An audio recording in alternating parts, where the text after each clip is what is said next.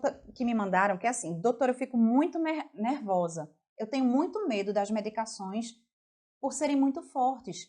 Gente, esse nervosismo da mãe, ele passa para o filho. Por mais que a gente diga assim, ah, não quero, por mais que você diga que não acontece isso, o seu filho percebe que você está nervosa. O seu filho percebe a ansiedade, então você passa isso para o seu filho. Então essa sua insegurança, ela vai se tornar insegurança para o seu filho também.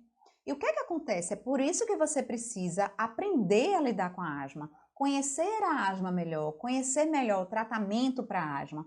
As medicações para asma, elas são extremamente seguras. Na live passada a gente calculou aqui, eu não sei quem estava, mas a gente calculou aqui a dose de um comprimido e a dose de uma medicação, de uma dose de bombinha. Então as medicações para asma, de maneira geral, elas são extremamente seguras, né? Então é importante que você compreenda melhor como funciona a asma, o que é que acontece, qual é a base disso tudo, a base do tratamento, para entender, para você ter segurança. E aí, a partir do momento que você tiver essa segurança, você também vai passar essa segurança para ele. A gente é o espelho, o filho da gente, na verdade, ele se espelha demais na gente, né? E ele percebe quando a gente está ansioso e a gente acaba realmente passando isso. E às vezes tem mãe que diz assim, meu filho está muito ansioso. E às vezes a gente está tão ansiosa e a gente não percebe que a gente está passando isso para ele, né? Então, é justamente isso. O maior risco, você tem que entender que assim, o maior risco é justamente de você, de seu filho, ficar vulnerável às idas e vindas da asma, aos altos e baixos, né? Que é como se fosse uma montanha russa. Então, o perigo maior é justamente você ficar nessa montanha russa da asma. Então, é isso que o tratamento de controle vai te dar uma maior segurança, né? É por isso que você precisa saber quando agir, saber quando você tem que estar preparada para o que surgir. Então, saber qual é o melhor momento de intervir. Então, é como se fosse um soldado, você tem que estar lá a postos. Nós que somos mães, a gente tem que estar a postos para tudo.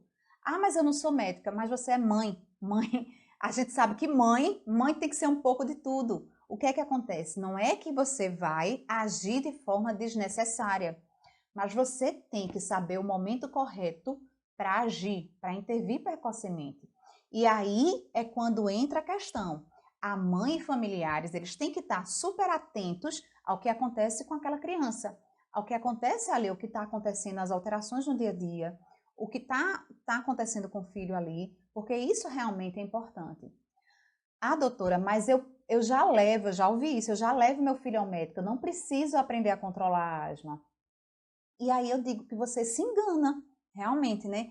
Doutora, eu já faço tratamento do meu filho.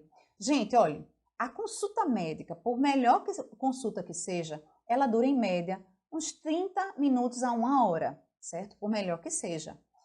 E isso é extremamente importante, é uma peça fundamental, claro. Isso é uma peça fundamental do controle da asma. Então, é extremamente importante que o seu médico esteja atualizado, que ele esteja ali presente, que ele dê a informação necessária, né? Isso é extremamente importante para que o tratamento seja eficaz. Mas o que é que acontece? Né? Então, assim, por mais que a gente tente fazer o máximo para se dar naquela consulta, para dar o maior número de quantidade de informações importantes possíveis, a gente não consegue.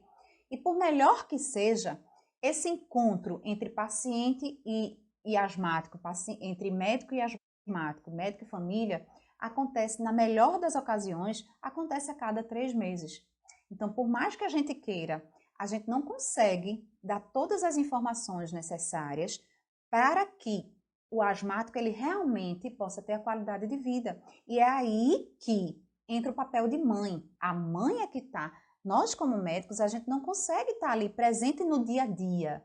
Então, quem vai dizer para a gente as informações no dia a dia é a mãe. A mãe que está presente ali vendo as alterações. Então, isso é uma realidade, né, gente? Então, a gente precisa entender isso. Então, olha só, e isso é uma coisa quando a gente está falando num atendimento médico excelente. E a gente sabe, e longe de mim tá assim, de jeito nenhum eu quero abordar isso profundamente aqui, mas nem sempre é assim. Eu recebo queixa direto que o médico não tocou no paciente. Queixa de paciente dizendo, eu não fui ouvido. Então, isso acontece. Então, realmente, esse encontro, A consulta médica, por melhor que ela seja, o médico tem que passar ali a medicação, mas entender que o tratamento farmacológico, o tratamento medicamentoso, ele é apenas um dos pilares para o controle da asma, para que seu filho tenha uma qualidade de vida, né? Então, por mais que a gente tente uma consulta de 30 minutos a 1 hora, a gente não consegue passar tudo o que a gente quer. E isso acontece, na melhor das hipóteses, a cada 3 meses, né? Quando acontece demais, o que é que a gente vê?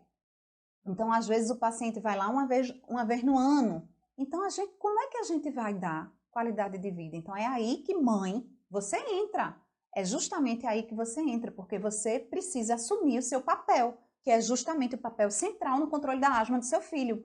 E não, realmente não adianta só você dizer, meu filho já faz acompanhamento médico. Não dá, você precisa realmente assumir as rédeas da situação, né? Deixa eu